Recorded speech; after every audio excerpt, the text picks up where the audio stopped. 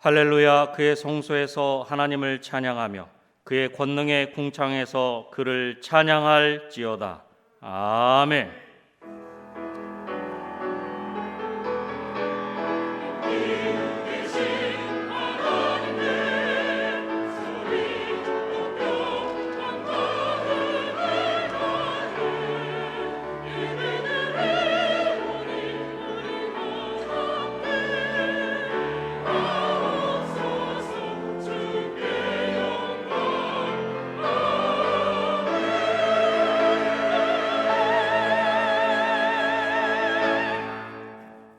다 같이 찬송가 27장 1절을 부르시겠습니다.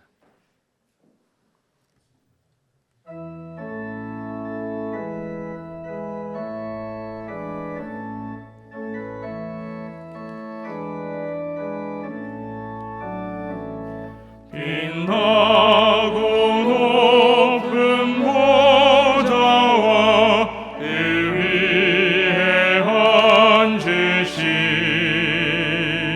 주 예수 얼굴 영광이 해같이 빛나네. 해같이 빛나네.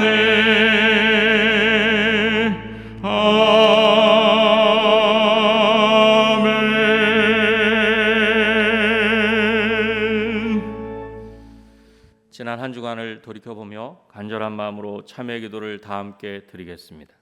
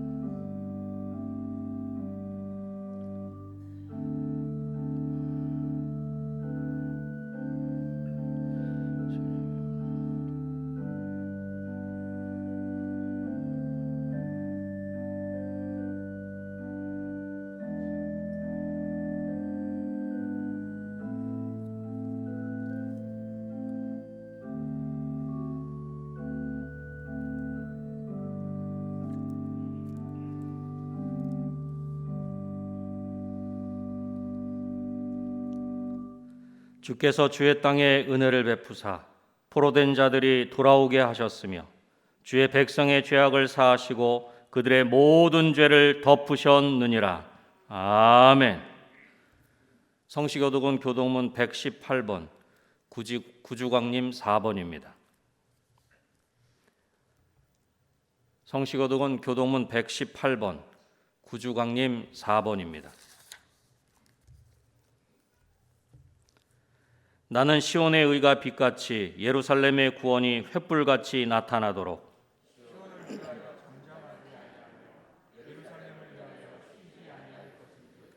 이방 나라들이 내 공의를 뭇 왕이 다 내 영광을 볼 것이요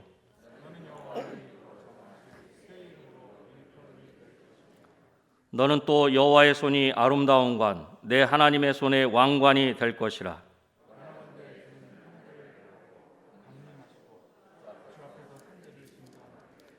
불이 섭을 사르며 불이 물을 끓임 같게 하사 주의 원수들이 주의 이름을 알게 하시며 이방 나라들로 주 앞에서 떨게 하옵소서.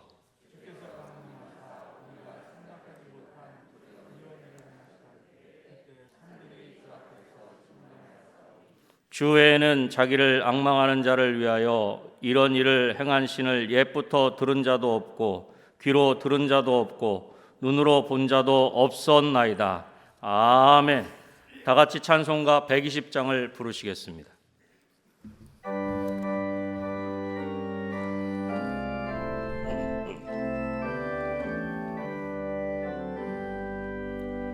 오 베들레헴 작은 골 너 잠들었느냐. 별들만 높이 빛나고 잠잠히 있으니 저 놀라운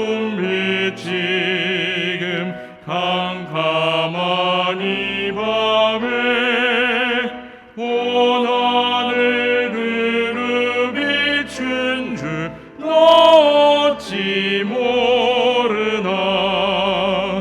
온 세상 모든 사람들 잠자는 동안에 평화의 왕이 세상에 탄생하셨도다. 저 새벽 별이 홀로 그 일을 아는 듯 밤새껏 귀한 그 일을 말없이 지켰네. 오 놀라우신 하나님 큰 선물 주시니 주 믿는 사람 마음에 그 은혜 받도다. 이 죄악 세상 사람 주 오심 모르나. 주 영접하는 사람들 그 맘에 오시네. 오 베들레헴 예수님 내 맘에 오셔서 내 죄를 모두 사하고 늘 함께 하소서. 저 천사들의 소식 나 기뻐 들으니 오 임마누엘 예수님 내 맘에 오소서.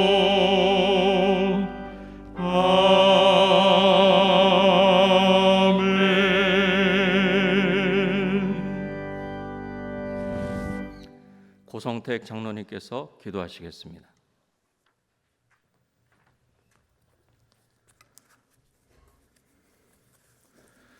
사랑의 하나님 아버지, 은혜를 감사드립니다. 죄악된 우리들에게 오늘도 주의 날 허락하시고 코로나 팬데믹과 변이 바이러스로 혼란한 세상 가운데 오직 예수님만이 지금의 소망이시며 회복케 하시는 이심을 확신하게 하셔서 예배의 자리로 인도하여 주심을 진실로 감사드립니다. 지금 이 시간 저희들의 모든 죄와 허물을 주 앞에 온전히 내려놓고 영과 진리로 예배하게 하시고 우리의 걱정과 근심, 세상의 문제들이 해결받고 위로함 얻는 귀하고 복된 시간 되게 하옵소서. 은혜광성교회를 사랑하시는 하나님, 지난주 은혜 가운데 새로운 일꾼들을 세워주심을 감사드립니다. 우리들의 생각과 의지가 아닌 하나님의 계획하심과 하나님의 뜻에 따라 세워주신 줄 믿습니다. 새롭게 세워진 직분자들은 더욱더 주님만을 섬기며 헌신하게 하시고 오직 하나님께만 영광 돌리게 하옵소서. 그래서 은혜광성교회는 직분자뿐만 아니라 모든 성도님들이 주님의 몸된 교회와 교인들을 위하여 사랑하며 기도하며 봉사하게 하셔서 선한 청지기의 삶으로 인도하시고 축복하여 주옵소서. 사랑의 하나님 아버지, 이 나라 이 민족을 위하여 간절히 기도합니다. 대한민국이 하나님의 나라가 임하게 하여 주시고 하나님의 뜻이 이루어지는 나라 되게 하옵소서. 내년에 있을 대통령 선거의 모든 과정에 함께 하셔서 하나님을 경외하는 정직하고 능력 있는 국가 지도자를 세워 주옵소서. 정부가 시행하고 있는 코로나 방역 정책이 잘 진행되게 하시고 국민 모두가 협력하여 성공하게 하셔서 이 모든 어려움 속에서 하루빨리 벗어날 수 있도록 축복의 나라가 되게 하옵소서. 은혜광성교회를 지금까지 인도하시고 지키시는 하나님, 코로나 재확산으로 다시금 예배와 모임이 어려움을 당할지라도 예배와 말씀으로 더욱 집중할 수 있는 저희들이 될 수 있도록 도와주옵소서. 당해로부터 영화부에 이르기까지 모든 기관들은 힘들고 어려운 가운데에서도 모이기에 힘쓰며 노력할 수 있는 믿음과 여건을 허락해 주셔서 맡겨주신 주의 사명 잘 감당하게 하옵소서. 특별히 우리 교회의 교회학교와 청년부, 가정사역부를 축복하여 주옵소서. 다시 비대면으로 예배해야 드려야 하는 상황이지만 더욱더 주님만을 향한 말씀과 예배로 열심내게 하시어 지금의 상황 속에서 넉넉히 이기고 승리하는 모두가 될 수 있도록 성령 충만함으로 축복하여 주옵소서. 임마누엘의 하나님, 대강절 기간을 맞아 우리를 구원하시기 위하여 메시아로 오실 예수님을 기대하며 소망합니다. 주님, 이 땅을 고치시고 회복시켜 주시기를 원합니다. 주님이 이 땅의 구원자로서 오심을 확신합니다. 코로나로 인한 가난과 질병과 고통에서 자유를 주시고 하루빨리 일상으로 회복할 수 있는 은혜와 은총을 내리어 주옵소서. 이제 올 한 해도 얼마 남지 않았습니다. 너무나 아쉬움이 많이 남는 시간이었지만 다시금 새로운 마음으로 다가올 새해를 믿음으로 잘 준비하는 우리 모두와 은혜 광성교회가 되게 하여 주옵소서. 언제나 교회를 위하여 기도와 헌신으로 수고하시는 박재신 담임 목사님을 축복하며 기도합니다. 주님이 주시는 강건함과 평강의 축복이 충만하게 하옵소서. 가정은 사방으로 평안케 하옵소서. 부목사님들과 전도사, 강도사님들께도 같은 은혜 내리어 주옵소서. 이제 담임 목사님을 통해 주시는 말씀 앞에 힘들고 어려운 지금의 상황이지만 예수님 때문에 기뻐하고 예수님만을 의지하여 한 주간도 승리하시는 은혜 광성의 모든 성도님들 다 되게 하옵소서. 오늘도 곳곳에서 예배를 돕는 손길들 기억하시고 축복하여 주옵소서. 정성을 다하여 찬양으로 영광 돌리는 나사렛 찬양대의 찬양을 받으시고 오직 하나님만을 높여드리는 찬양되게 하옵소서.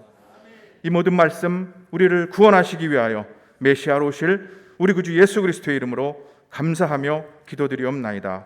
아멘.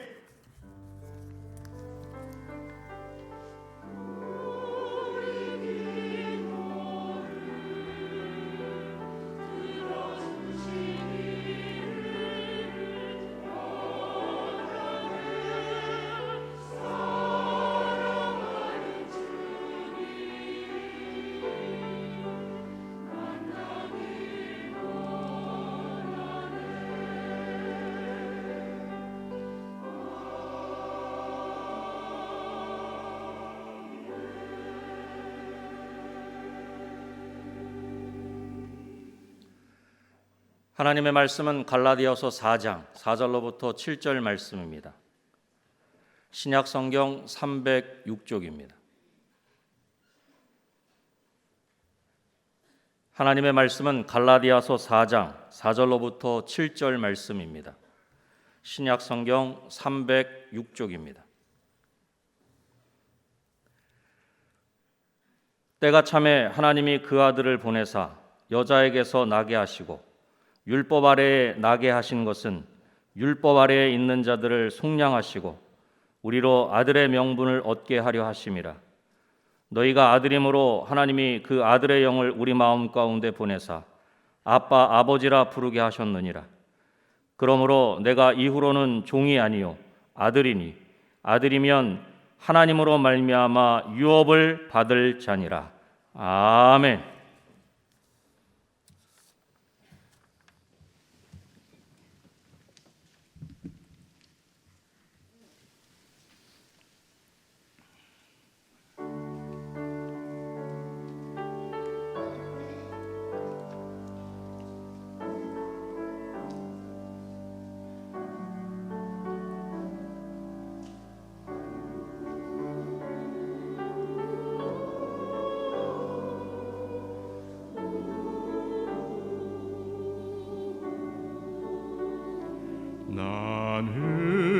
나는 소리요 빈들에서 외치는 소리요 그의 길을 예비하라고 외치는 소리요 나는 소리요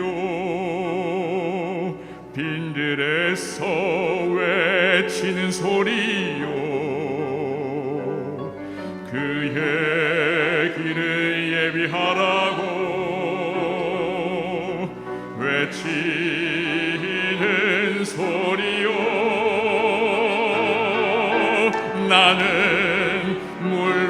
세례를 주나 그는 성령으로 나는 물로 세례를 주나 그는 물로 주리 그는 곧 하나님의 아들 그리스도라 나는 소리요 빈들에서 외치는 소리요 그의 길을 예비하라고 외치는 소리요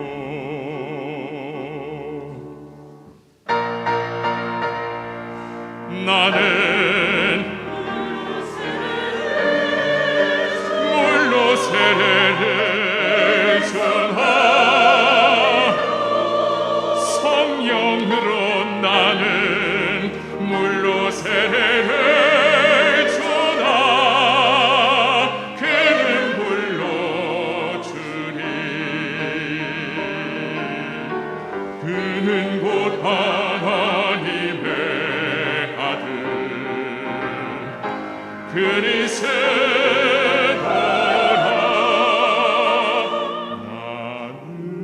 나는 소리요 빈들에서 외치는 소리요 그의 길을 예비하라고 외치는 소리요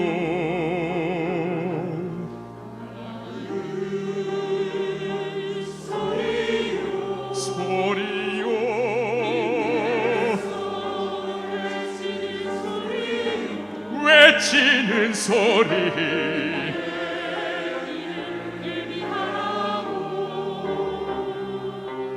외치는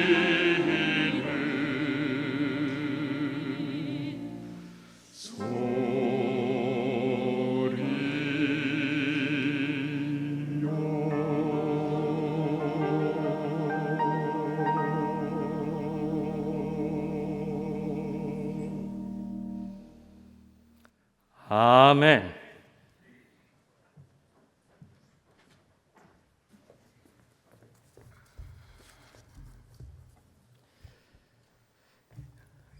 갑자기 기온이 떨어졌습니다. 어제는 서울이 영하 11도를 가리키기도 하였고 또 오후에는 많은 눈이 내리기도 했습니다. 어제 결혼식이 있어가지고 교회에서 오후에 출발하려고 나갔다가 교회 입구에서부터 차들이 꽉 막혀가지고 옴짝달싹 못해서 그냥 목사님께는 차 가지고 도로 교회로 들어가라 부탁드리고 저는 가운 들고 결혼식장까지 뛰어갔습니다. 간신히 10분 전에 도착해가지고 하나님께 결혼 예배를 드렸는데 이렇게 겨울이란 계절이 와서 눈도 내리고 예상하지 못하는 가운 들고 뛰어야 되는 이런 겨울을 맞이하니까 한편으로 이런 사시사철의 변화가 없는 따뜻한 적도 지역에서 살면 좋겠다 이런 생각도 들었습니다. 근데 또 생각해 보면은 이 적도 지방에서 사는 것만도 그렇게 복은 아니다 이런 생각을 하게 됩니다. 왜냐하면 적도 지방에서 살 것을 생각하면 날씨 변화도 없고 아무런 느낌이 없다 보니까 저녁이 되고 아침이 되고 또 저녁이 되고 아침이 돼도 오늘이 무슨 날인지 전혀 날짜가 가는 개념도 안 생기기 때문에 그런 삶은 무료해서 어떻게 살까 이런 생각을 하게 됩니다. 그러고 보면 이렇게 우리나라처럼 사시사철이 구별이 돼가지고 벌써 추워지면은 겨울이 왔다.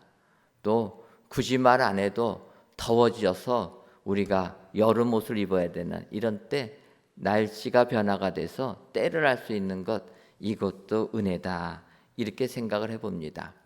그래서 이제 고대 헬라인들은 이런 시간의 변화에 대하여서 나름대로 두 가지로 이야기를 합니다. 하나는 이 크로노스라는 시간이 개념이 있는데, 이것은 일상적으로 과거에서 현재로, 또 현재에서 미래로 흘러가는 일상적인 시간을 의미하게 됩니다. 어찌 보면은 적도에 사는 사람들처럼 저녁이 되고 아침이 되고 또 저녁이 되고 아침이 되고 그런 흘러가는 시간입니다. 그런데 헬라인들이 또 다른 시간이라고 해서 카이로스라는 단어를 쓰게 됩니다. 이 카이로스라는 무슨 목적이 있는 시간, 그 시간을 이야기합니다. 쉽게 예를 들어서 설명하다 보면, 우리가 아는 대로 어두워지면은 잠을 잡니다. 밤이 되었죠.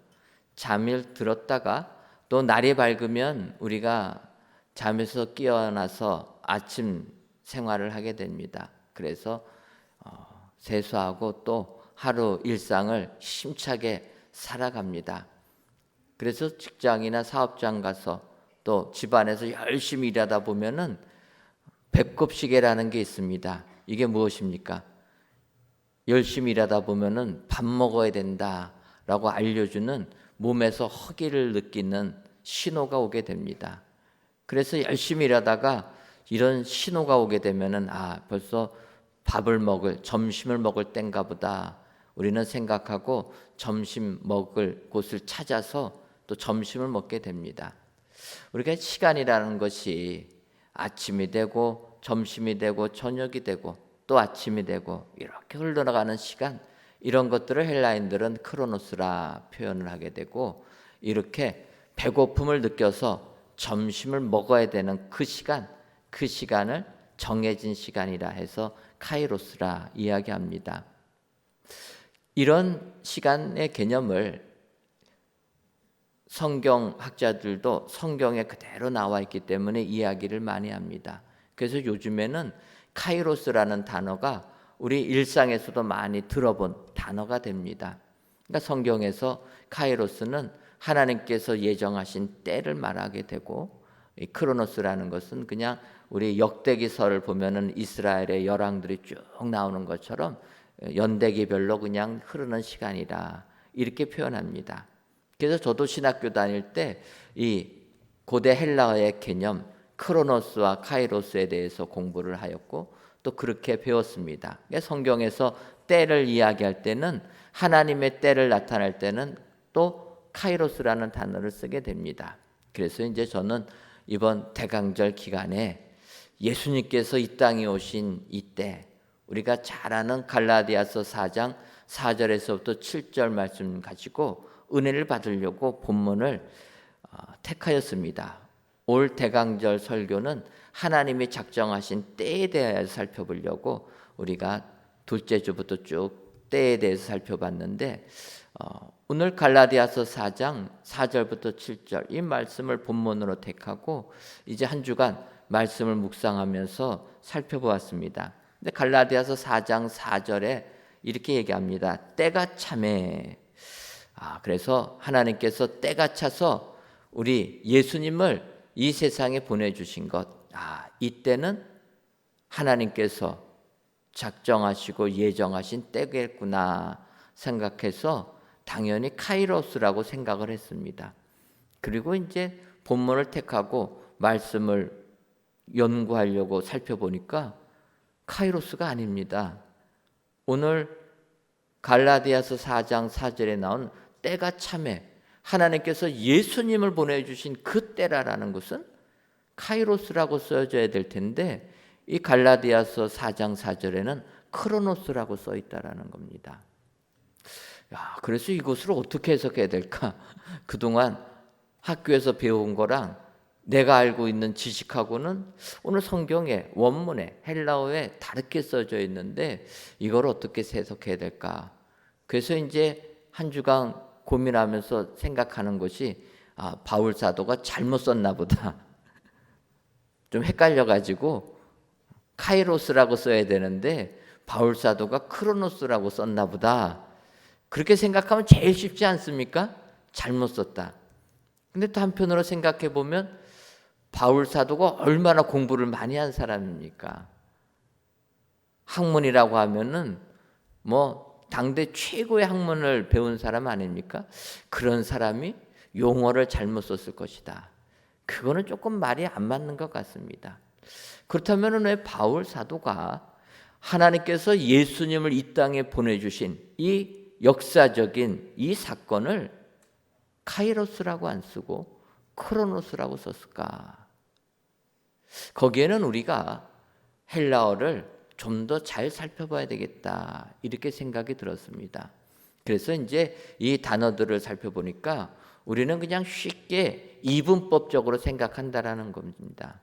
크로노스와 조금은 반대되는 카이로스라. 그래서 하나님이 예정하신 때가 카이로스고 그냥 크로노스는 흘러가는 시간이라 이렇게 나눠서 생각하는데 헬라어를 좀 더 살펴보게 되면 이 크로노스라는 그 시간 흘러가는 일상의 매 시간 속에 카이로스라는 개념이 속해 있다라는 것입니다. 그래서 바울 사도는 이 하나님께서 예수님을 이 땅에 보내주신 이 역사적인 사건을 좁게 표현하면 카이로스라고 할 수가 있지만 넓게 표현하면 하나님께서 창조하신 이 시간 안에 이루어진 사건이라. 그래서 크로노스라 썼다라는 것을 느낄 수가 있습니다. 여러분 창세기 1장을 보게 되면 하나님께서 세상을 창조하십니다. 그런데 세상이 공허하고 혼돈이 있었다. 카오스였다고 얘기합니다. 그때 하나님께서 빛이 있으라 명하셨고 빛이 생기고 밤이 되고 아침이 되니 첫째 날이라 이야기합니다. 이 부분을 보게 되면 하나님께서 세상을 창조하실 때 시간을 창조하셨다라는 거예요. 우리가 생각하는 모든 종류의 시간을 하나님이 다 창조하셨다라는 것입니다. 그 창조의 역사 속에 예수님께서 이 땅에 오시는 사건이 있다라는 것입니다. 그래서 바울 사도는 주님이 이 땅에 오신 그때는 크로노스의 때라는 것입니다. 하나님의 창조하신 시간 속에서 우리를 구원하기 위하여 예수님을 보내주신 그때. 그런데 중요한 건 때가 차야 된다라는 것입니다. 때가 무르익어야 된다. 그래서 하나님께서는 이 크로노스의 시간대 속에서 하나님의 때가 찰 때까지 기다리시고 역사하시는 분이라 이렇게 말씀하고 있다는 것입니다. 여러분 때가 무르익지 아니하면은 모든 일이 실패로 끝나게 됩니다. 대강절 시작하는 첫 번째 설교에 이스라엘 백성들이 애굽의 종살이로 인하여 탄식하며 부르짖으니 하나님께서 모세를 예비해 주셨다. 이렇게 말씀드렸습니다. 하나님께서 이스라엘 백성들의 고통을 아시고 하나님께서 말씀하신 400년의 기한이 찼을 때 하나님은 그들을 구원하기 위하여 모세를 예비해 주셨는데 모세가 40살 되던 해에 이스라엘 백성들을 도와주려고 나섰다가 모세는 살인자가 되었고 결국은 도망자가 되어서 미디안 광야로 숨을 수밖에 없었다라는 것입니다. 하나님의 때가 있는데 그 때를 기다리지 못하고 모세가 먼저 일어났을 때 실패했다라는 것입니다. 그래서 이때에 그 때가 차는 것이 중요하다라는 것입니다. 때가 무르익어야 중요하다.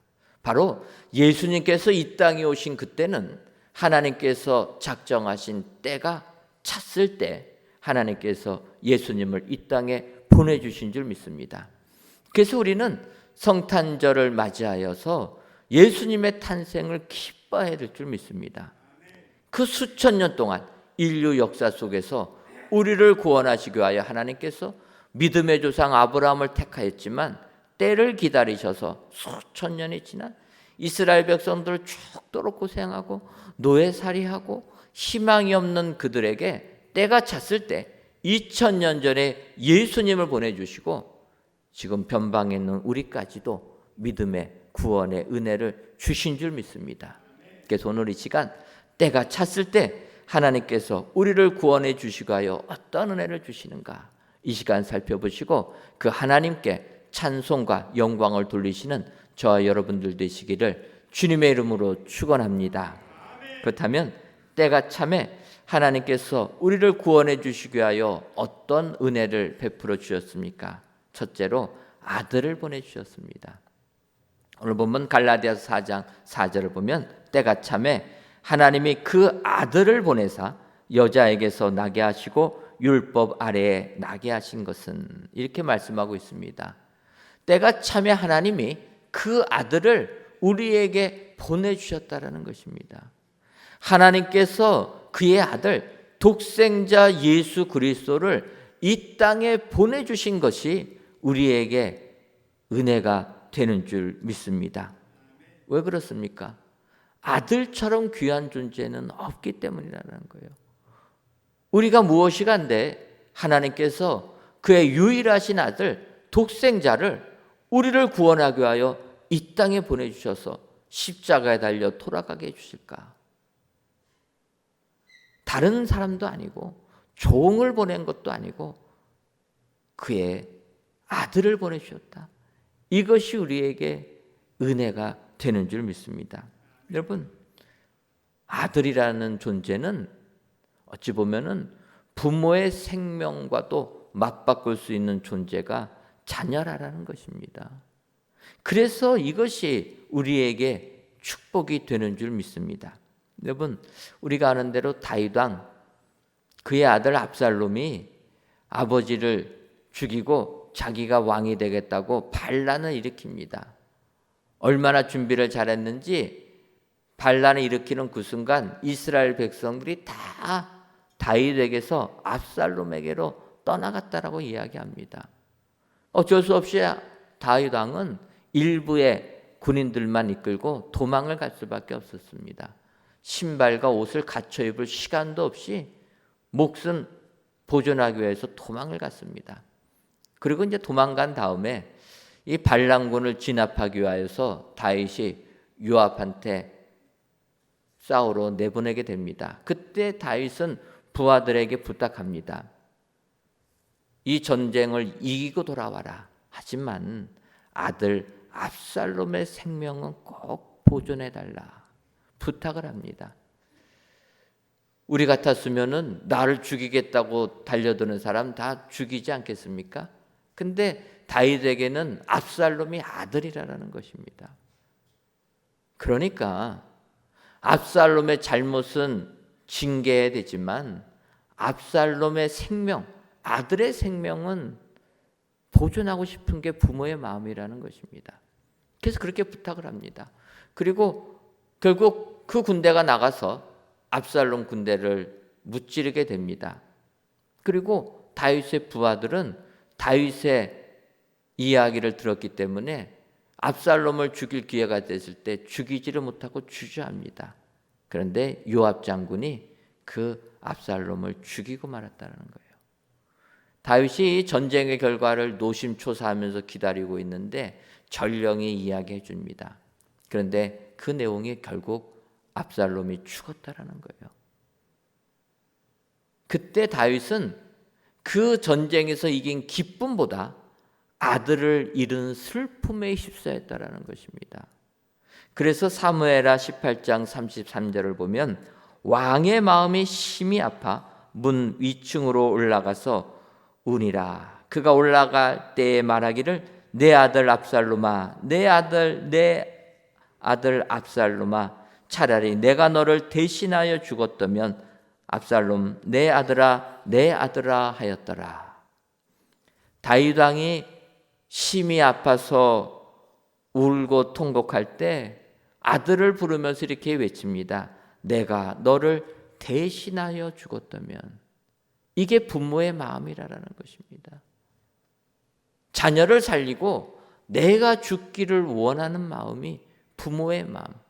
그래서 이 마음 때문에 하나님께서 아들 예수님을 이 땅에 보내주신 것이 우리에게 복이 된다는 것입니다. 여러분, 지금도 이 땅의 부모들은 다 자녀들을 위하여 이렇게 희생을 한다는 것입니다. 내가 죽고 너가 살아야 된다라는 것입니다. 여러분, 요즘 젊은 사람들 사는 게 얼마나 어렵습니까? 시대가 변해가지고 이제는 젊은 사람들이 부부가 같이 일하지 않고서는 웬만한 가정들은 살기가 어렵습니다. 이런 시대가 되다 보니까 자녀들이 결혼해서 가정을 이루었는데 아이들을 키울 능력이 안 됩니다. 그래가지고 할머니, 할아버지한테 부탁하는 거예요. 내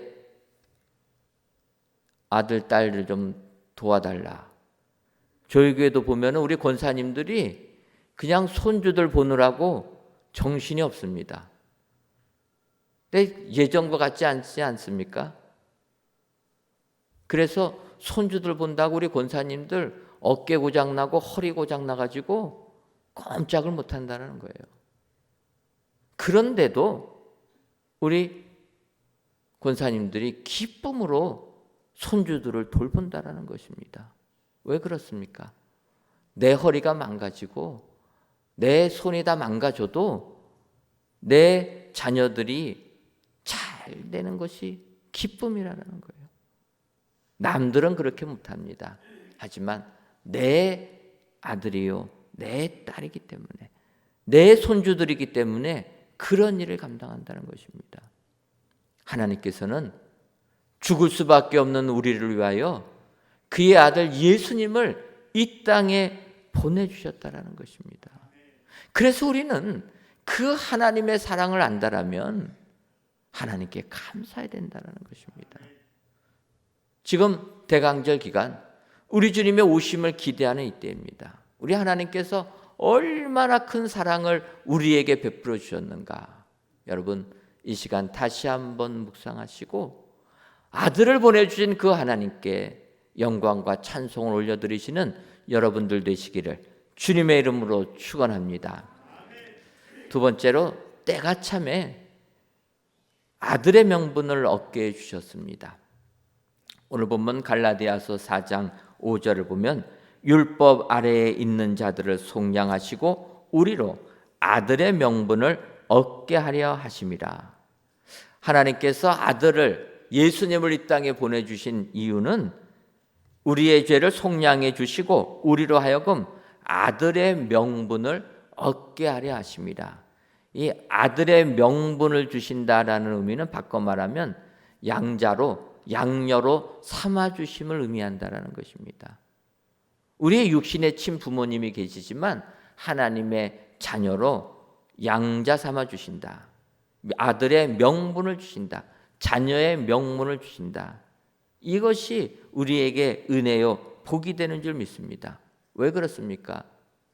이 장자의 명분을 받는 이런 사람들이 되게 되면 친부모는 아니지만 그 사람의 양자로 입적되는 그 순간 그 사람이 가진 모든 것을 내가 물려받을 권한이 생긴다라는 것입니다. 그래서 이 양자됨이 얼마나 큰 축복입니까? 우리나라 대기업들을 보게 되면 형제들끼리 재산 분쟁 안 하는 기업이 거의 없습니다. 그러니까 아버지가 회사를 만들어 가지고 크게 이뤄놓으면은 그 자녀들이 그 아버지의 재산 내가 더 많이 갖겠다고 재산 분쟁한다라는 거예요. 우리나라 최고의 기업들이니까 그 재산이 얼마나 많겠습니까?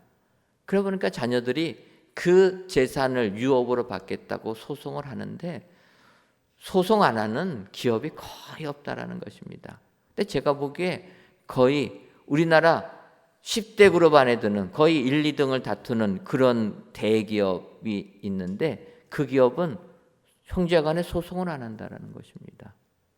아마 유일하지 않을까 이렇게 생각합니다. 여러분들도 다 아시겠지만 그 그룹은 왜 그러냐?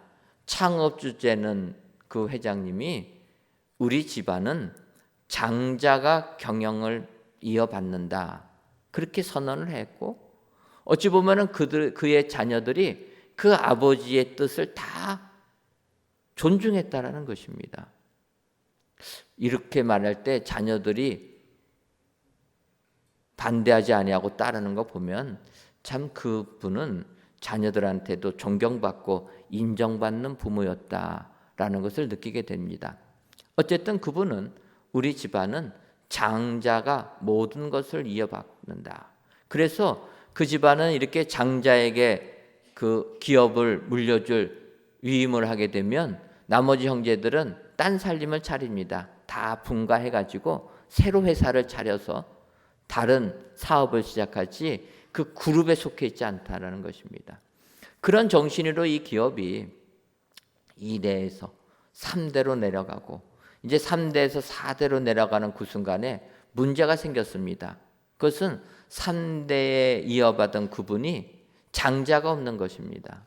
물려줄 장자가 없어요. 장자 원칙의 계승을 세웠는데 장자가 없는 겁니다.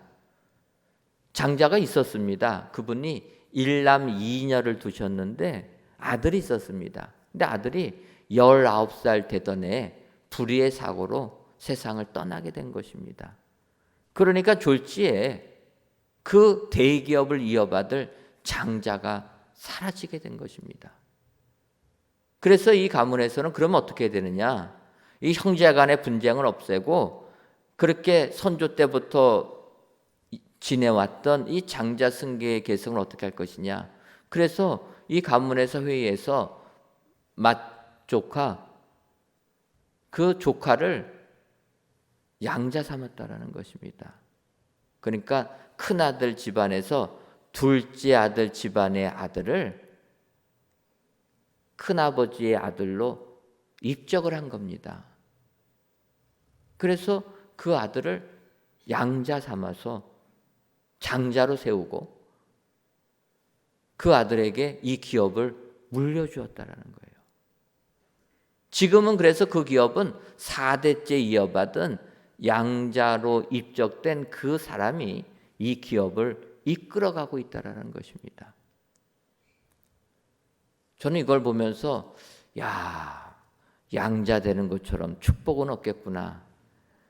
여러분 그러지 않습니까? 솔직히 저는 그 기사 보면서 저는 그 둘째 아들의 아들만 되어서 그 아버지가 운영하는 회사만 물려받아도 좋겠다 이런 생각했습니다. 그런데 그 둘째 아버지의 그 아들이 큰아버지의 장자로 양자로 가게 되니까 그 대기업을 물려받아서 대기업 총수가 되었다는 것입니다. 여러분 양자의 특권이 이와 같다라는 것입니다. 친아버지는 아니지만 양자가 되는 순간 그분이 가지고 있는 모든 것을 물려받는 자격을 얻게 된다. 이것이 양자됨의 양녀됨의 축복이라는 것입니다. 오늘 예수님을 이 땅에 보내주시고 우리로 하여금 하나님의 양자가 되는 양녀가 되는 축복을 우리에게 주셨다라는 것입니다. 이것이 우리에게 은혜가 되는 줄 믿습니다. 하늘 아버지가 우리의 아버지가 된다라는 것처럼 은혜가 넘치는 게 어디 있습니까? 여러분 우리가 이 세상 살다 보면은 얼마나 힘드니까 물질이 없어서 상처받고 눈물 흘리는 적이 한두 번이 아닙니다. 여러분 세상이 물질이 없으면 자존심이 상할 대로 상해집니다. 거기에 눈물이 흘린다는 거예요. 우리는 이런 세상 삽니다. 얼마나 삭막한 세상입니까? 건강이 없으면 장애인을 위하여서 사회가 많이 도와준다고 해도 지금도 여러분 우리나라 장애인들이 전철을 타게 해달라고 데모하지 않습니까? 건강이 안 좋으면 눈물을 흘린다는 거예요. 그런데 여러분 우리가 믿는 우리의 하나님, 우리의 아버지 하나님은 이 땅을 창조하신 창조주인 줄 믿습니다. 그 아들 대신 예수님이 이 땅에 오셔서 손만 대주시니까 병자들이 낫는다라는 것입니다. 풍랑에 명하니까 풍랑이 잠잠해집니다. 물고기 2마리와 보리떡 5개로 기도하니까 5,000명이 먹고도 남을 만큼 풍성함이 임하게 된다는 거예요. 나사로를 위하여 기도하니까 죽은 나사로가 살아나지 않습니까? 이런 하나님이 우리의 하나님이 된다는 것. 그 하나님의 양자요 양녀가 된다라는 것 얼마나 큰 은혜입니까? 여러분, 이것을 위하여서 우리 예수님을 이 땅에 보내주셨다. 여러분 기억하시고 이 하나님께 찬송과 감사를 하시는 여러분 되시기를 주님의 이름으로 축원합니다. 마지막 세 번째로 때가 참에 아들의 영을 보내주셨습니다. 갈라디아서 4장 6절을 보면 너희가 아들임으로 하나님이 그 아들의 영을 우리 마음 가운데 보내사 아빠, 아버지라 부르게 하셨느니라. 이 아들의 영이라는 것은 성령님이십니다. 성령님이 우리에게 임하시면 우리를 하나님을 아빠, 아버지라 부르게 하신다. 예전 개역 성경은 아바, 아버지라 써 있었습니다. 그런데 이번에 바뀐 개역 개정 성경은 아빠, 아버지라. 이 아빠, 아버지라는 표현이 맞는 표현인 것입니다. 저는 이 구절을 보면 하나님께서 이 민족을 참 축복해 주셨다. 이렇게 귀중한 중요한 성경 구절에 등장하는 아빠라는 단어가 헬라어하고 똑같다라는 것입니다. 헬라어의 스펠링도 알파와 베타, 베타, 알파, 영어로 말하면 ABBA입니다. 그런데 이제 미국 사람들은 ABBA를 아바라고 발음해가지고 아바로 되지만 우리는 비읍 2개 있는 거를 빠라고 발음하지 않습니까? 우리는 아빠라고 하는데 이게 헬라어 원문하고 똑같다라는 것입니다. 그러니까 우리는 아빠 하면은 느끼는 게 있습니다. 아바는 잘 못 느끼고요. 아빠 하면 느끼는 게 있는데 헬라어도 아빠라는 거예요. 이 아빠가 무엇입니까? 어린 아이들이 아버지를 부를 때 부르는 호칭이 아빠라는 거예요. 그래서 어린 아이들은 아버지를 아빠라고 부르고 이제 웬만큼 나이가 들다 보면 아빠라고 부르지 말고 아버지라고 부르라 이렇게 이야기합니다. 근데 여러분, 아빠를 아버지라고 부를 때가 정도가 되면은 우리가 웬만큼 잘한 것을 의미합니다. 웬만큼 잘한 걸 생각하면은요, 세상 삶에, 세상 책임감에 짓눌 대로 짓누는 게 우리라는 거예요. 여러분, 어렸을 때는 어른 되는 걸 원하지만 사실 어른이 돼서 살다 보면 우리가 천진난만하게 살던 어렸을 때가 그리워지지 않습니까? 왜 그렇습니까? 어른이 되는 순간 모든 책임감이 우리를 짓누른다라는 거예요. 어른이 되면 사회생활을 해야 되고 가정을 이루어야 되고 그러다 보면 사회에서는 사회생활하면서 책임감이 따르고 가정을 이루면 남편으로의 책임감, 아내로의 책임감, 자식을 낳으면 부모로서의 책임감, 또 부모님을 공양해야 될 자녀로서의 책임감, 이 모든 책임감이 우리를 짓누른다라는 것입니다. 그런데 어렸을 적에는 그런 게 없습니다. 그래서 아버지를 아빠라고 부르는 것처럼 행복한 시절이 없다라는 거예요. 성령님이 우리 안에 임하시게 되면 하나님을 두려운 하나님이 아니요, 무서운 하나님이 아니요, 친밀하신 아빠라고 부르는 하나님이라는 것입니다. 이것처럼 행복할 때가 어디 있습니까? 어린 시절을 회상해 보면 그때가 가장 마음이 포근해지지 않습니까? 우리 어렸을 때 먹을 것이 없었고 입을 것이 없었어도 마음이 가장 푸근할 때라는 것입니다. 그때 아버지를 우리는 아빠라고 불렀다. 성령님이 우리에게 오시면, 아들의 영을 보내주시면 하나님을 아빠라고 부르게 된다. 여러분, 오늘도 우리 하나님을 아빠라고 부르는 성령님이 충만하셔서, 성령님이 임하셔서 하나님을 아빠, 아버지로 부르는 저와 여러분들이 되시기를 주님의 이름으로 축원합니다. 기도하겠습니다. 하나님, 오늘도 저희들을 사랑하셔서 추운 날씨 속에서도 성전에서 또는 영상으로 예배를 드리게 하시니 감사합니다. 하나님께 드리는 모든 예배자들을 기억하여 주시고 그들의 삶 속에 구원의 은혜가 충만하게 하여 주옵소서.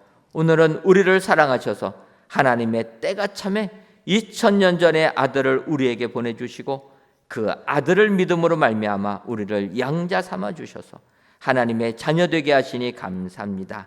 이외에는 성령님을 내 안에 모셔 하나님을 두려운 하나님이 아니라 친밀한 아빠 아버지로 인정하는 우리 모두가 되게 하여 주옵소서. 예수님의 이름으로 기도하옵나이다. 아멘.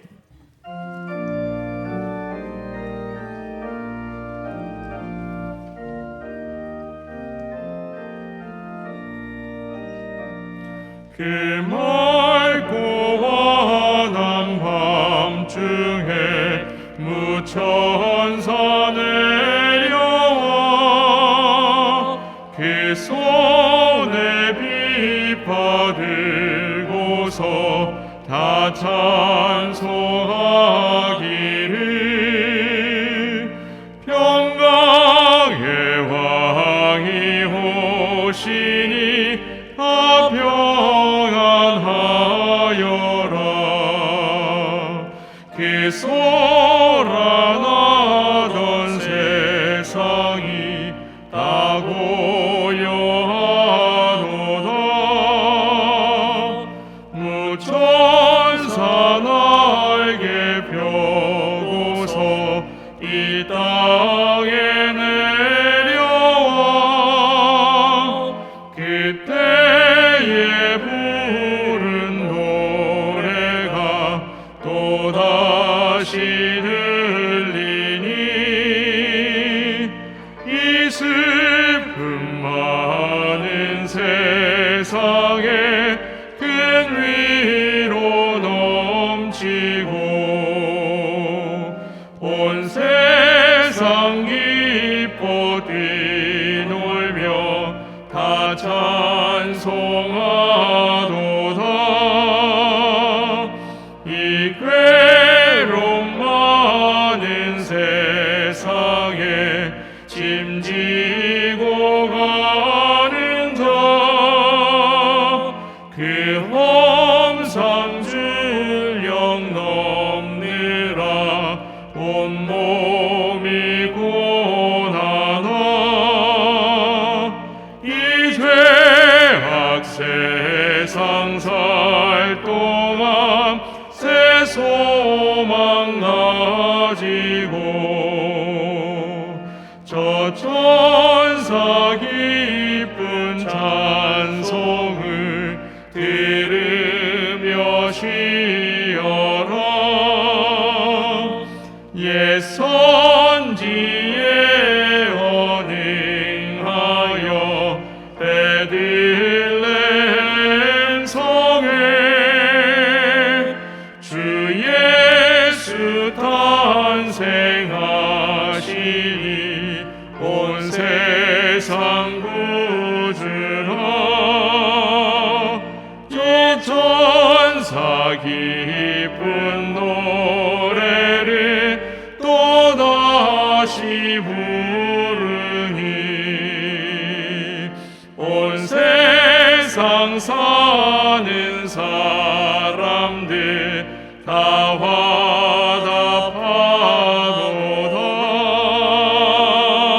화답하도다.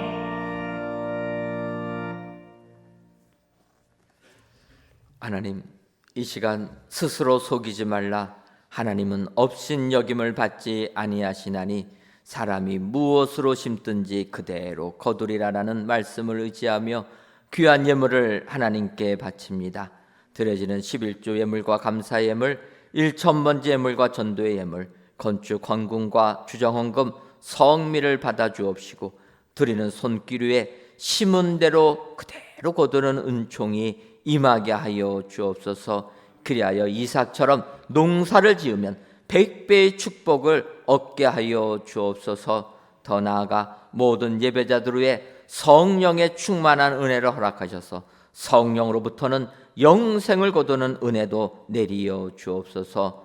또한 이 땅 살아갈 때에도 하나님의 도우심과 인도하심의 은총이 임하셔서 세상을 이기는 우리 모든 성도님들 되게 하여 주옵소서. 예수님의 이름으로 기도하옵나이다. 아멘. 옆에 분들 보시면서 인사하도록 하겠습니다. 때가 참에 아들을 보내주셨습니다. 한 번 더 인사하도록 하겠습니다. 때가 참에 아들의 영도 보내주셨습니다. 그리하셔서 우리를 구원하기 위하여 이 땅에 예수님을 보내주신 우리 하나님께 영광을 돌려드리시는 저와 여러분들 되시기를 주님의 이름으로 축원합니다. 교회 소식 전해드리도록 하겠습니다. 오늘 저녁 예배 시간에는 나사렛 찬양대 주최로 성탄 축가 찬양 예배로 모이도록 하겠습니다. 여러분들 많이 나오셔서 또 우리 나사렛 찬양대 2부 담당하고 있는데 나사렛 찬양대 성탄 축가 찬양 예배로 영광 돌려주시기를 바랍니다. 1부는 이렇게 진행하고 2부 때는 정기 재직회로 모이도록 하겠습니다. 내년도 예산안을 우리가 결정해야 되기 때문에 재직되시는 분들은 오늘 저녁 예배 시간에 모두 참여해 주시면 감사하겠습니다. 성탄절 광고입니다. 12월 25일 토요일은 성탄절로 성탄절 예배는 주일과 동일하게 드립니다. 저희가 성탄절은 주일과 동일하게 매 예배 시간 1부부터 5부까지 드리니까 여러분들 기억하시고 이번 토요일이 성탄절입니다. 그 다음 날이 또 주일이라서 계속 교회 오셔야 되는데 그래도 성탄절 우리 주님의 탄생을 기뻐하시면서 성탄절 예배에 동참해 주시면 감사하겠습니다. 2021년도 다락방 기도회가 모이기를 힘쓰는 교회라는 주제로 26일 주일 저녁부터 31일까지 진행됩니다. 우리 성도님들의 많은 참여를 부탁을 드리고 사실 코로나19 때문에 저희가 다락방 기도회라는 이렇게 특별 행사를 가지기는 어렵습니다. 그래서 이번에 다락방 기도회는 전에 하던 것처럼 9시에 하지 않고 우리가 정규 예배 드리는 시간에 다락방 기도회로 이름만 바꿔서 진행하려고 합니다.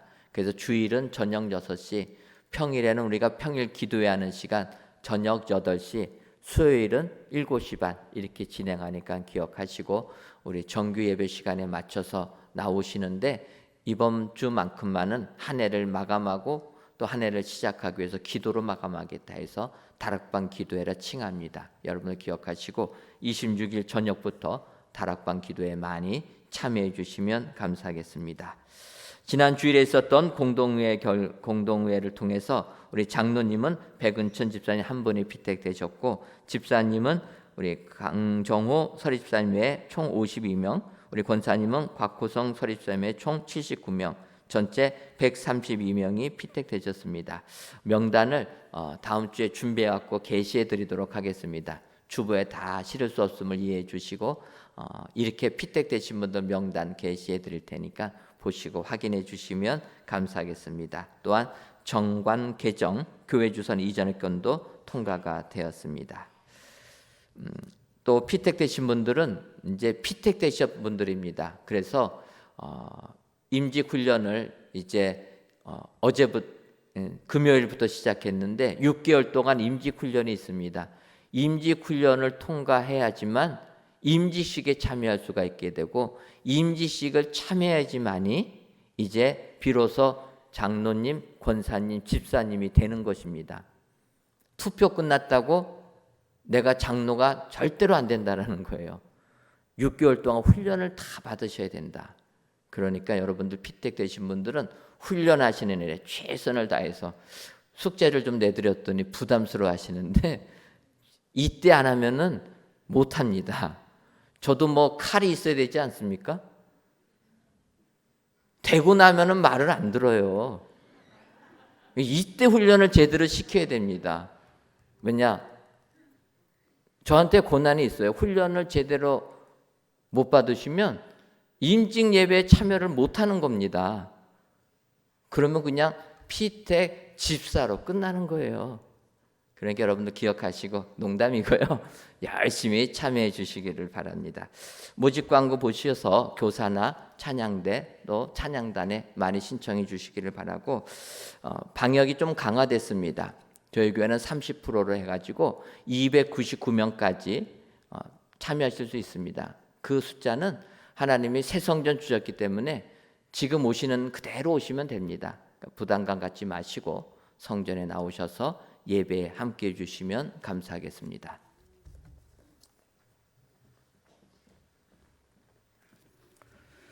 다 같이 찬송가 236장 4절을 부르시겠습니다.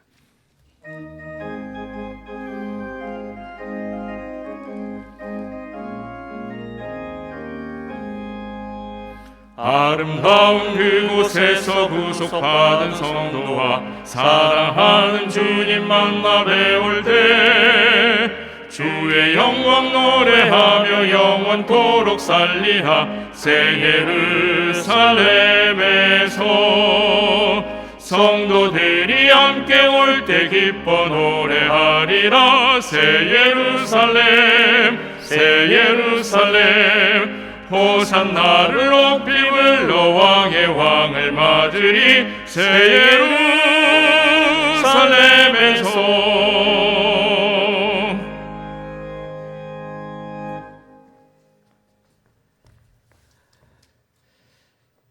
이제는 우리 주 예수 그리스도의 크신 은혜와 하나님 아버지의 한량없는 사랑하심과 성령님의 교통하심이 때가 참에 아들을 보내주신 우리 하나님께 찬송과 영광을 돌리기로 다짐하는 사랑하는 은혜광성교회 모든 성도님들 위에와 속한 가정 위에 이제로부터 영원토록 함께 있을지어다. 아멘.